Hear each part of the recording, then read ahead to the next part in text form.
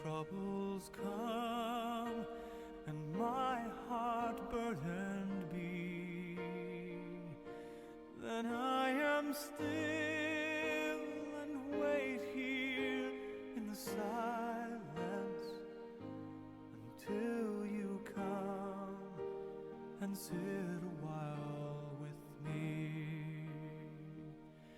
You raise me up so I can stand on mountains. You raise me up to walk on stormy seas. I am strong when I am on your shoulders. You raise me up to more than I can be.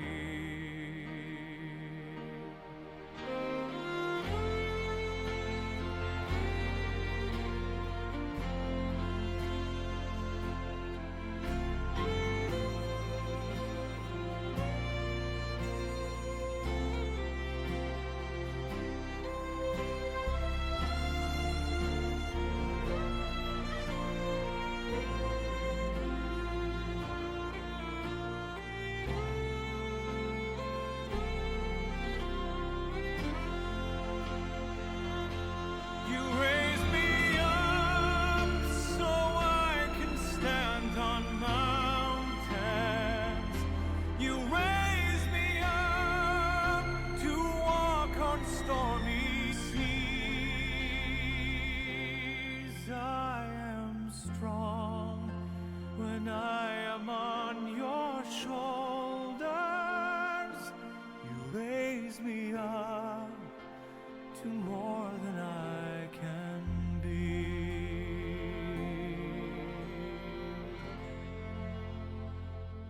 You raise me up so I can stand on mountains. You raise me up to walk on stormy seas. I am strong when I am on your shoulders. Raise me up to more than I can be. You raise me up so I can stand on mountains.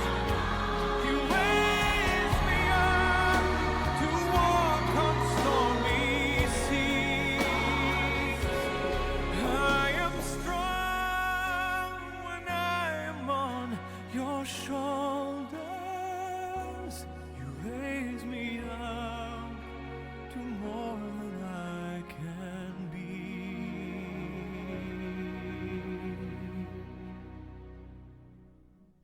You raise me up to more than I can be.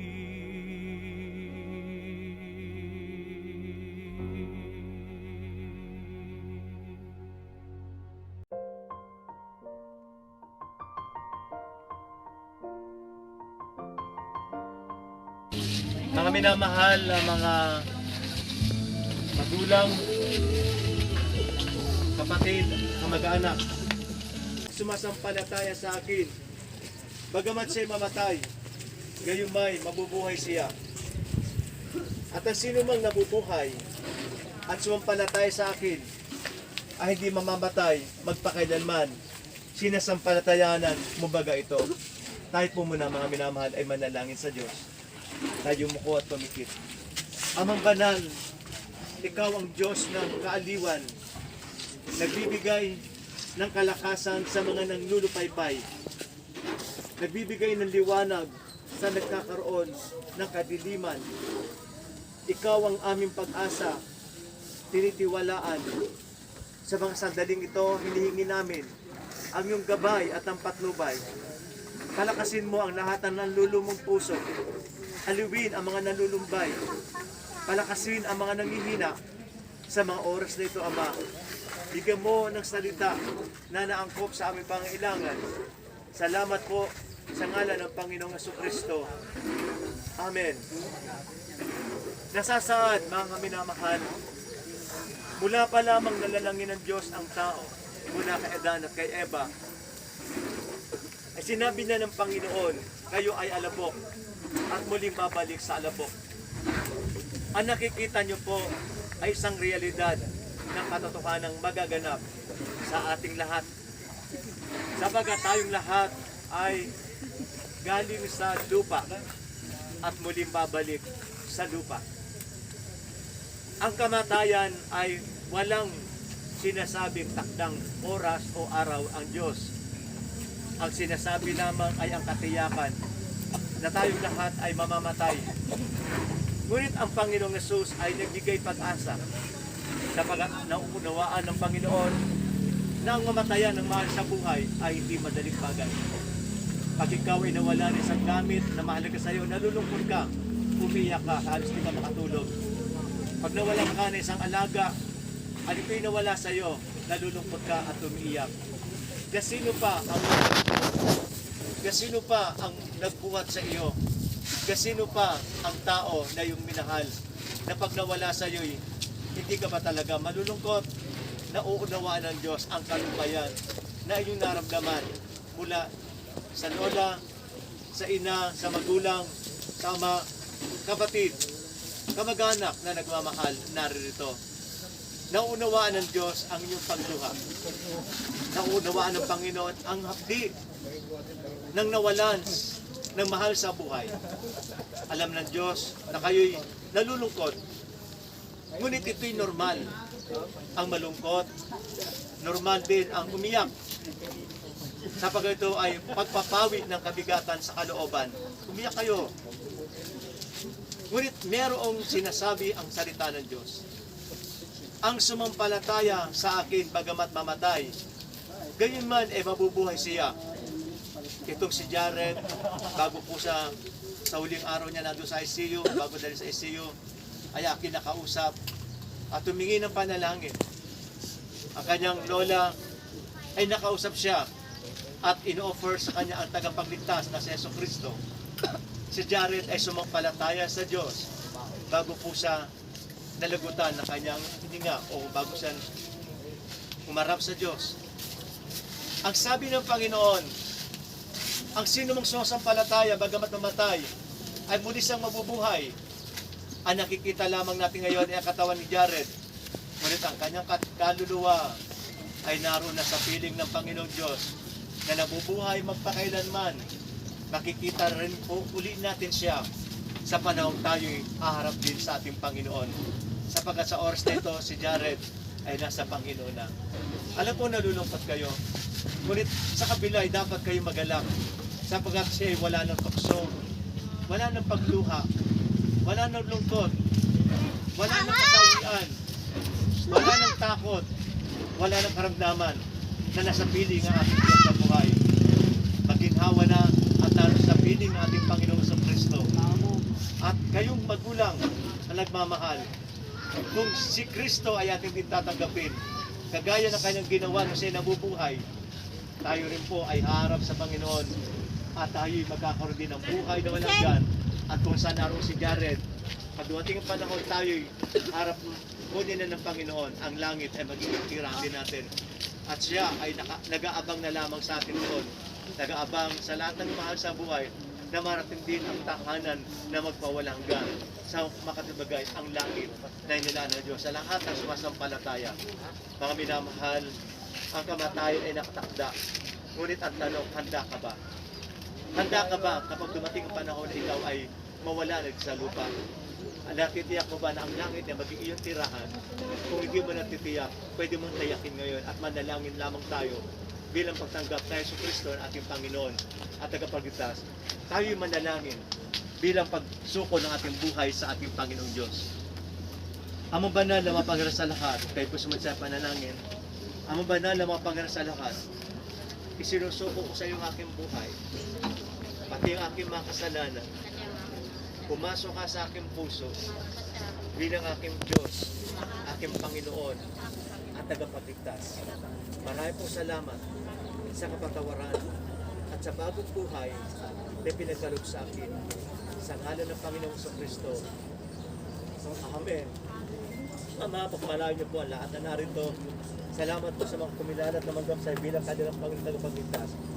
Naway masumpungan nila ang bagong buhay sa iyo lamang, O Diyos. Pagpalain niyo po ang bawat sa kanila. Ama, maraming salamat. At ngayon po, aking itinataas sa iyo, Ama, na pagpalain mo ang lahat ng nagmamahal mula sa kanyang magulang, sa ama, sa ina, sa lola at lolo, sa lahat ng mga kamag-anak, mga kapatid. Pagpalain niyo ang lahat. Aliwin niyo ang kanilang puso, Panginoon. Salamat po, Ama, sa ngalan ng Panginoon sa Kristo. Amen. Ngayon po, ang sinabi ng Panginoon, siya'y buhay. Kaya, ang ating pong kalungkutan ay ating pong pag-iin na isang panibagong pag-asa na si Jared, tapos ng kanyang paghihirap. Ngayon ay nasa langit na ang kanyang kaluluwa, inaalok ng ating Panginoon. Nawa, pagpalain kayo ng Panginoon Diyos. Nawa, palakasin kayo ng Panginoon. Si Jared, tinataas natin sa Panginoon, at alam natin, nasa piling na siya ng ating Panginoon sa Kristo. Sumayin mo ang pagpapalang, pag-ibig, at ang kalakasan ng kaliwan, Espiritu ng Diyos na buhay. Amen. Kaya po pwede natin kung masilayan ang kanyang